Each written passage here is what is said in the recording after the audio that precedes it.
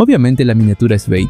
No puedo mentirles, chicos, Petra en ningún momento lanzará un vacío púrpura para terminar con Al, pero lo que sí es verdad es que a pesar de no lanzar un ataque de ese estilo, ha logrado lo impensable. Ha conseguido derrotar y acorralar a Aldebarán, pero algo fuera de su control ocurrió y arruinó la victoria de Petra Van Astrea. Pero la victoria no fue lo único interesante. Pasaron revelaciones tan importantes como el verdadero nombre de Aldebarán. Esto es algo que tiene implicancias enormes.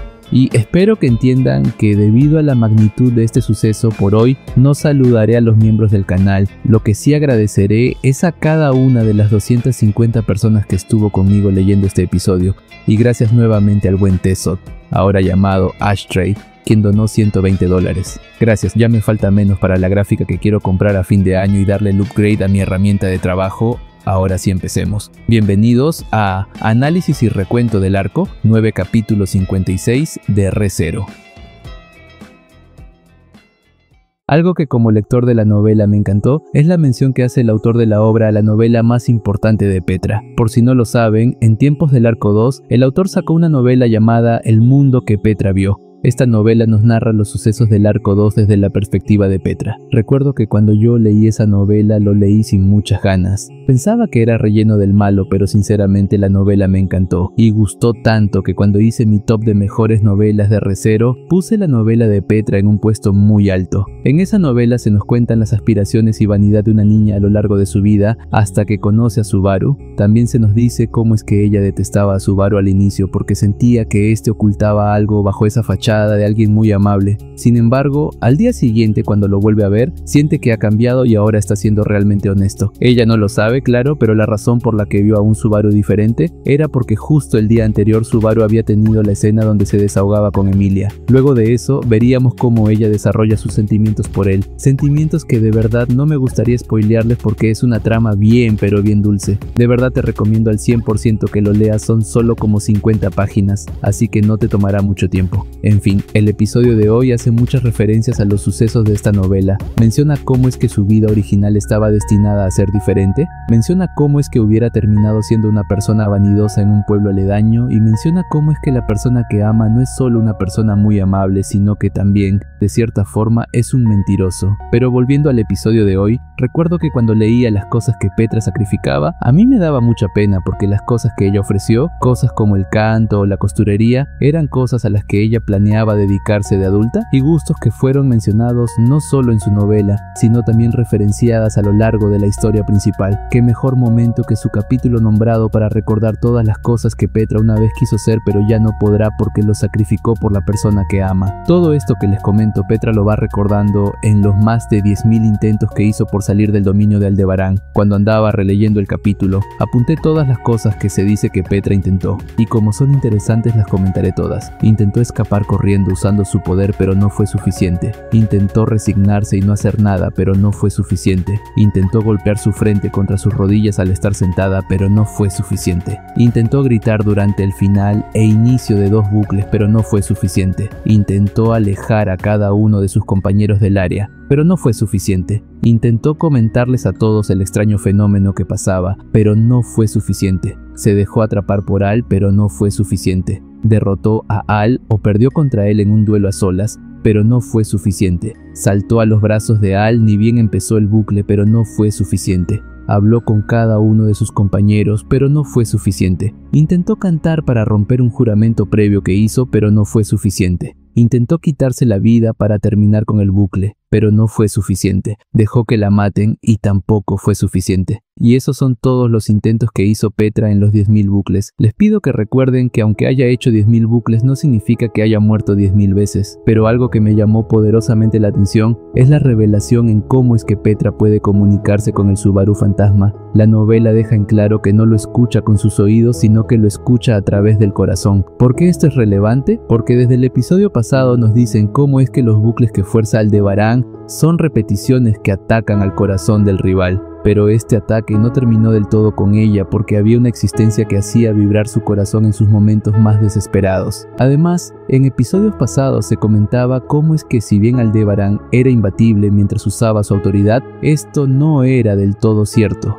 ya que cada bucle que hacía atacaba su sanidad mental, así que por cada intento que él provocaba, desgastaba su corazón y su mente. Personalmente te puedo decir que este concepto de corazón y mente no es algo que recién se haya aplicado en el arco 9 para comentar el desgaste producido por una autoridad, sino que en realidad son elementos que ya se han ido usando desde el arco 6, el arco de la atalaya. Específicamente se usaba al hablarse del funcionamiento de las autoridades. De hecho, si ves la imagen en este momento, eso es un extracto de una parte del arco 6. En varias partes de ese arco, la palabra corazón y mente son censuradas en la narración por el uso de una autoridad. Así que viendo este precedente, me cuesta no tomarme en serio cómo es que la narración del día de hoy hace énfasis en el corazón de la niña. Corazón que, recordemos, está siendo afectado por otra autoridad. Sé que quizás este tipo de detalles suenen rebuscados para algunos, pero mi trabajo con este tipo de videos es hacer notar al usuario común los elementos narrativos que el autor anda empleando y ha usado en capítulos previos. Así que, visto esto, me parece un detalle genial. ¿Cómo es que la narración vuelve a darle énfasis a la palabra corazón casi 3 arcos después? Otra cosa que me pareció curiosa es saber si es que los sacrificios que Petra ofrecía al usar su poder no contaban cuando el mundo se reiniciaba. Pero cuando Petra hace el recuento de todas las cosas que sacrificó, cuenta los sacrificios que hizo durante los bucles de Aldebarán. Si es así, pues me parece una mierda, la verdad. Es decir, Petra ha sacrificado cosas en bucles que al instante terminaron, me parece poco justo que se mantenga el precio. Aunque me pareció un grandísimo detalle el énfasis que hace Petra al sacrificar las últimas cosas que le permitieron salir del bucle. Aunque no lo parezca, esas cosas que sacrificó son más claves de lo que parece ser, y les explicaré por qué. Aclaro que lo que yo diré ahora no es una explicación definitiva al dominio de Aldebarán, es solo la interpretación que he llegado tras releer el capítulo varias veces y tener en cuenta el material secundario de todas las novelas donde se hace mención al poder del traidor. Aún así, soy una persona olvidadiza. Por más que me haya leído las más de 300 novelas de la obra, es imposible que me acuerde de todo a detalle. Así que, si ves que he fallado en algo, no dudes en decirme mi error. Aparentemente, cuando Aldebarán encierra a alguien en sus bucles, él no ve el resultado de estos, es decir, no ve el proceso, lo cual es lógico. Siempre se ha dicho que en este tipo de casos, la única persona que recuerda los bucles es aquel que fue encerrado. Lo comprobamos con los 10.000 intentos de Petra el día de hoy. Como Aldebarán no tiene forma de comprobar lo que pasa dentro del bucle, solo confía en que el Aldebarán que queda encerrado dentro terminará el bucle en un momento óptimo. Lo terminará cuando la víctima dentro se rompa completamente. Pero acá viene el truco, no es solo su oponente quien puede ser la víctima, sino que él también es potencialmente una. Así que si Petra quería salir de allí, debía hacer que Aldebarán se rindiese para que así de esta forma se vea forzado a terminar el bucle. Debía hacerlo cuanto antes, ya que, caso contrario, su corazón y mente se desgastarán y terminará en el mismo estado que el viejo Rom. Acá también se comenta una hazaña sorprendente del viejo, quien a pesar de estar entrando en la locura, se aseguró de dejar un mensaje mientras sucumbía a la ruptura de su ser. El mensaje que dejó era claro: resolver esto antes de que seas consumido por los intentos. También se aclara de que para el momento en el que Petra había sido encerrada, ya sus demás compañeros habían sucumbido ante el bucle, o al menos es la hipótesis que ella maneja, la hipótesis de que este bucle refleja los resultados del mundo real. Entonces, ¿cómo fue exactamente que Petra terminó rompiendo el dominio? En realidad fue por la suma de varias cosas que he mencionado hasta ahora, pero las dos cosas más importantes vienen ahora. ¿Recuerdan que mencioné la novela de Petra? En la novela de Petra, una de las cosas que hizo que ella desarrolle un amor platónico por el protagonista es porque éste mentía por el bien de otros.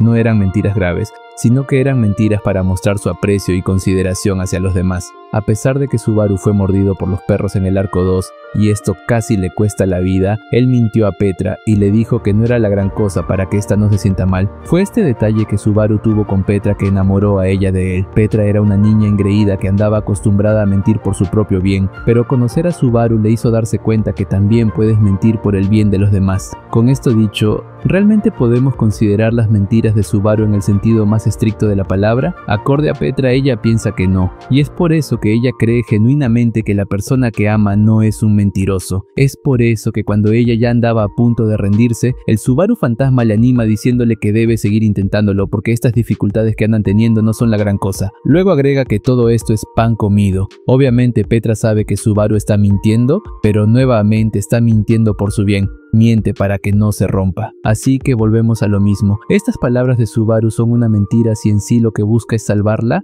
Petra es consciente de esa ambigüedad y por eso no puede amargarse. Además, el Subaru que ella conoce no es un mentiroso, así que no dejará que las palabras que esta persona le dedica se terminen convirtiendo en una mentira. Y en ese momento procede a sacrificar las cosas que le permitirán derrotar a Aldebarán.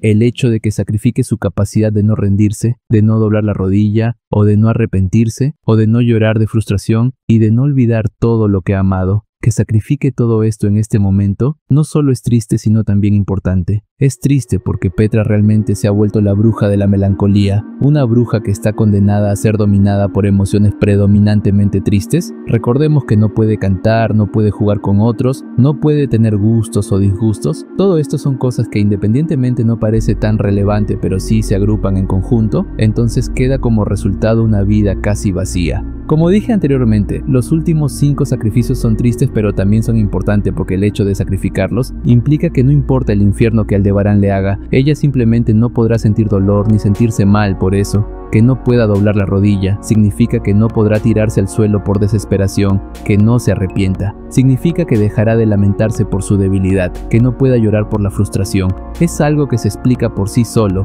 y que no olvide todo lo que ha amado. Implica que no importa el infierno que le espera, no olvidará las razones por las que hace esto, razones que andaba olvidando a medida que transcurrían los 10.000 bucles. Y si ha removido esas capacidades, ¿qué sentido tiene seguir con este juego? Es por eso que cuando Petra luego dice que no importa si repite este momento millones de veces más, no lo dice por un atisbo de valentía o algo así, sino que lo dice realmente en serio. Otro detalle que se menciona acá, y volvió este capítulo en un capitulazo, es unas palabras que ella dice. No sé si ustedes se dieron cuenta, pero la frase favorita de Aldebarán cuando logra su cometido es decir, tus estrellas fueron malas. Esta frase en el idioma original tiene un significado distinto, ya que como Subaru es el nombre de un cúmulo de estrellas, entonces en japonés también puede leerse como Subaru te ha fallado. Aldebarán ha estado recientemente diciendo de forma constante que todas sus malas acciones han sido por culpa de él. Así que este significado de las estrellas en la actualidad está más presente que nunca. Sin embargo, a diferencia de Aldebarán, cuando Petra rememora su pasado y presente, ella reconoce que está viva gracias a la intervención de Subaru. Y por eso ahora, después de acorralar a Aldebarán, dice lo siguiente. Que ella diga esto también puede leerse en japonés como estoy viva gracias a Subaru, pero no solo puede interpretarse de esa forma, sino que mientras el traidor le echa la culpa a Subaru por todo lo malo, la niña agradece a Subaru por todo lo bueno que le pasó. Esto, sin duda alguna, es un contraste interesante. Luego, en cuanto Aldebarán ve que no podrá doblegarla, recuerda momentáneamente a la bruja de sus temores, no a su maestra, sino a la bruja de la codicia del santuario. Esta vacilación sería detectada por una fortalecida Petra, quien al instante usa su poder para comprimir y hacer explotar este sentimiento de desesperación en el interior del traidor, provocando de esta forma que él experimente la sensación que estaba destinada para ella. Y así, Aldebarán se ve forzado a cambiar su punto de guardado. Pero lo más interesante no termina acá, sino que todavía hay otro detalle que comentar. Después de que el traidor es acorralado, Petra, usando su poder, invoca a Roy. Si bien Aldebarán y Petra en este momento hacen uso de una autoridad que heredaron de otro, la forma en cómo lo usan es muy distinta. Aldebarán no tiene miedo en sacrificar todo de sí para conseguir sus objetivos, pero Petra es alguien que no está dispuesta a sacrificar todo, no porque tenga miedo a algo o porque le falte determinación. Simplemente ella es alguien que está siendo querida y amada por compañeros que genuinamente se preocupan por su ser, y es en respeto a estas personas que Petra no se deja consumir por el poder y solo toma lo necesario. Es debido a estos enfoques distintos que, en cuanto Petra trae a Roy, Aldebarán piensa que la niña hará que Roy la devore.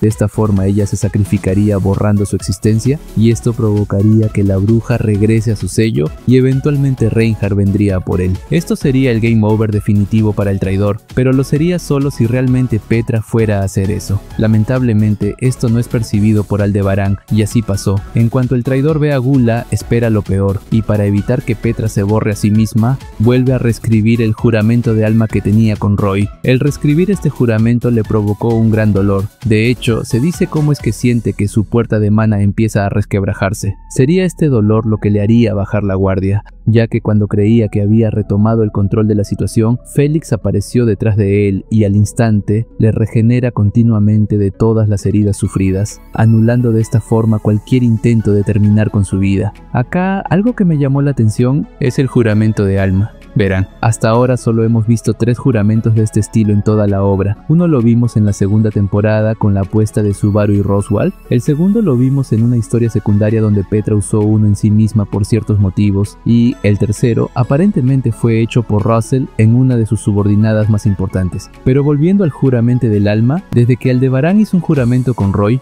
el pacto estableció que necesitaba que devore a alguien y que tenía prohibido comer a personas sin su permiso. Luego, cuando devoraron a Otto, el pacto no se reescribió o hubo penalización porque Aldebarán le dio permiso para el acto. Sin embargo, cuando el traidor ve a Gula en este episodio, nada más verlo, le prohibió devorar a otros. Esto era una contradicción a sus palabras iniciales donde las reglas no eran absolutas, y por esta contradicción parte de su interior se quemó a cambio de reajustar las condiciones. Lo que entiendo hasta ahora del juramento es que si una de las partes no cumple su promesa, entonces su alma se quemará y su existencia terminará en ese instante. Pero aparentemente el contractor, que en este caso sería Aldebarán, él puede modificar a voluntad ciertas partes del trato a cambio de pagar con el estado de su puerta de mana. Este pago no es poca cosa, porque el casi destruir su puerta de mana implica que si sigue realizando hechizos, entonces su puerta se romperá y ya no podrá seguir usando magia como antes. Debido a que esto tiene pinta de ser un bucle definitivo, parece que Aldebarán tendrá que restringir seriamente su uso de spells o su puerta de mana se romperá definitivamente. Encima, casi al final del capítulo, el traidor vuelve a cambiar las condiciones a fin de que Roy lo devore, y la novela dice cómo es que el retroceso sufrido en su interior es mayor. Antes de pasar a las revelaciones finales, ya saben, aquella revelación sobre la identidad del traidor, antes quería comentar algo. En este episodio se esclareció mejor sobre cómo funciona lo de pagar con el gen de la melancolía. Aparentemente alguien puede hacer el pago por actos que ellos mismos hagan y dirijan, pero si la acción es dirigida por Petra, entonces solo ella puede pagarlo. Como en este episodio Petra recapitula todas las cosas que se sacrificaron, me pregunto cuáles fueron hechas por ella y cuáles fueron hechas por otras personas. Finalmente, la parte más interesante del episodio, la revelación del nombre de Aldebarán, Raigel Natsuki. Sé que no he sido el único que pensó en Rigel de la historia de Pereza, y si bien es tentador pensar en que Raigel vino de su mundo a la línea principal, la verdad lo veo imposible. Sé que algunos pensarán que como la autoridad de Echidna le permite ver presente, pasado y futuro, seguramente vio algún futuro donde Rem y Subaru tenían un hijo y de una forma u otra se trajo al bastardo, pero siento decirles que eso no es posible. Recordemos que la existencia de Rem no figuraba en el evangelio, así que es lógico creer que si no sale ella, tampoco saldrá su hijo. Ahora que descartamos esto, he visto mencionar a otros que es el hijo de Subaru, y si bien no niego que es una posibilidad, creo que varios se equivocan al pensar que es un hijo biológico. Recuerden que tú puedes decirle papá a alguien que es tu padre adoptivo. No necesariamente la palabra papá es un título reservado para el concepto de padre que conocemos. Hago todas estas aclaraciones porque en Re:Zero está muy pero muy presente el tema de los clones. La segunda temporada tuvo su trama principal orientada a eso, el arco de Boyakia. También tuvo de enemigo final a alguien que era un clon de Echidna, así que no es loco afirmar que Subaru y Aldebarán deben de tener alguna relación del mismo tipo, ya sea que uno es clon del otro o son clones de un ente mayor como Flugel. Creo que así como Ruiarneb fue bautizada y renacida como Spica, con Aldebarán creo que pasó lo mismo. Cuando supuestamente fue creado por Flugel, alguien que acorde al arco 6 parece tener los mismos conocimientos de astrología que Subaru, seguramente él le dio a Aldebarán el nombre de otro otra estrella que a Subaru le gusta. Hablo de la estrella Rigel. De hecho, ahora mismo te dejo en pantalla mención a Rigel que pasa en el arco de la Atalaya. Pero a lo que voy es, el nombre de Rigel es solo un nombre en base a una estrella, no es un nombre dado porque sea el hijo biológico de alguien. Por último, algunos creen que Aldebarán tiene padres en el sentido más estricto de la palabra, es decir, es hijo producto de la unión amorosa y deseos carnales de una pareja. Sostienen esto en base a ciertos diálogos que él menciona en historias secundarias. Y si bien es cierto que él dice que nació producto del amor de sus padres, también es verdad que cuando se menciona la parte del amor, el texto lo pone con comillas. Y ya sabemos que en Re:Zero, cuando se usan comillas para ejemplificar algo, hay que desconfiar. Después de todo, el autor usaba comillas para hablar de la diferencia de la Echidna que conoció a Aldebarán en su entrenamiento y de la Echidna que conoció a Subaru. Esto lo mencioné en mi anterior video, así que te pido revisarlo para más detalles. Personalmente sigo firme con mi creencia de que Aldebarán es un clon de Flugel, y fue el sabio quien en base a su conocimiento de estrellas lo llamó Natsuki Rigel. Eso de cierta forma explicaría que sea el padre, pero no un padre biológico. Aunque esto a su vez deja otra duda. ¿Quién sería la madre no biológica? Sé que es fácil pensar que sería Echidna porque la bruja siempre dice que fue ella quien lo creó, y si bien eso es verdad, yo pienso que cuando Echidna dice que lo creó, se refiere a que ella fue la que forjó y creó la identidad de Aldebarán, pero no fue la que creó a Rigel Natsuki en sí. Todo esto trae a colación la siguiente pregunta: ¿quiénes son los padres de Aldebarán? El padre puede ser Flugel, pero ¿quién sería la madre? Ya vimos que Echidna no parece serlo, así que tocará esperar por respuestas. Había algo que quería añadir durante todo el vídeo, pero no he podido encontrar el momento exacto y espero que esto no interrumpa la estructura de este, pero dejaré unas preguntas interesantes que el autor respondió con respecto a Aldebarán. No necesitas que te lo explique para que lo entiendas. De todas formas, si no llegas a comprenderlo, déjame un comentario y te lo explicaré.